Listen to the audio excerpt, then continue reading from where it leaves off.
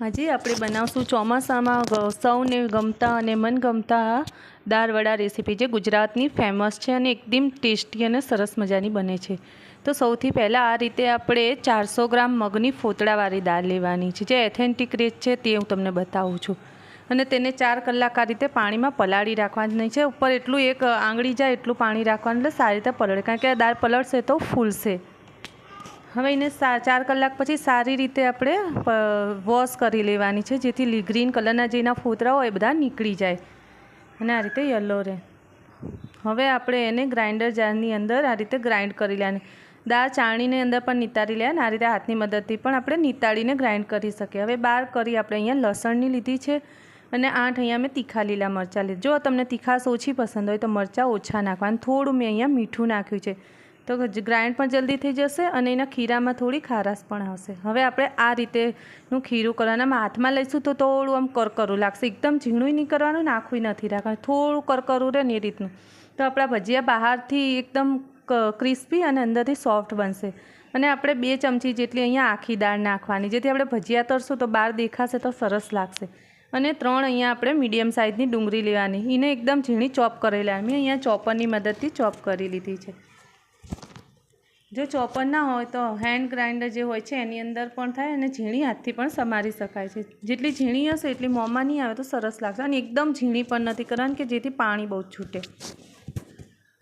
અને આપણે આ મોટા કોઈ વાસણમાં આપણે ટ્રાન્સફર કરી લઈએ છીએ, કારણ કે હલાવતા નથી ફાવતું પછી, એટલે મોટા વાસણમાં। અને ડુંગળીનું આ રીતે આપણે બધું જ પાણી સ્ક્વીઝ કરી અને કાઢી લેવાનું છે।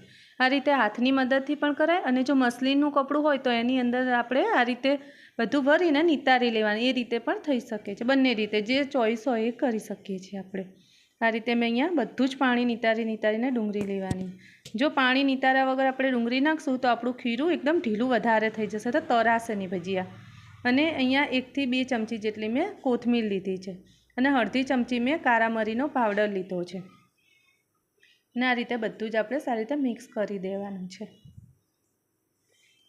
અને આપણે પહેલાં પણ દળવામાં મીઠું નાખ્યું છે, એટલે આપણે જોઈને અત્યારે સ્વાદ પ્રમાણે મીઠું નાખવાનું છે, જો વધારે ના પડી જાય એટલે ખાસ ધ્યાન રાખો। આપણે થોડું પહેલાં નાખેલું છે એટલે અહીંયા જોઈને મીઠું નાખવાનું છે આપણે। અને આ રીતે આપણે ગરમ તેલ નાખવાનું છે, થોડું આપણે તળવા માટે તેલ ગરમ કરીએ એ વખતે થોડું ગરમ થાય તો અંદર નાખી એડ કરી લેવાનું છે।